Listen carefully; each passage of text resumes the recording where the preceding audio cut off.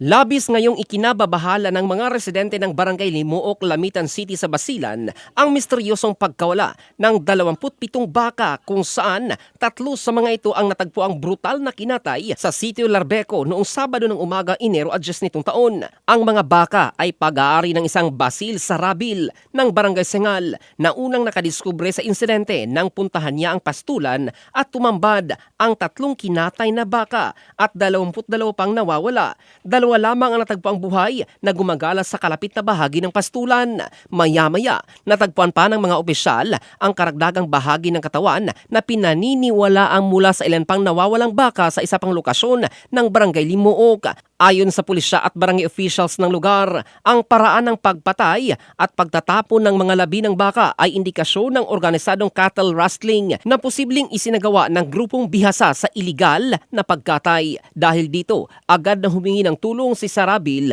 sa Barangay Limuok at sa Lamitan City Police na nagresulta sa paglunsad ng joint investigation at search operation upang tukuyin ang mga suspect, maging ang posibleng ruta ng paglipat ng mga hayop at ma-recover ang natitirang 22 baka. Hinikayat din ng pulisya ang publiko na iulat ang anumang kahina-hinalang bintahan ng karne o paggalaw ng mga hayop. Sa ngayon, nananatiling nawawala ang karamihan sa mga alagang baka ng biktima habang nagpapatuloy ang investigasyon ng mga otoridad upang matukoy ang nasa likod ng krimen at mapanagot ang mga responsable.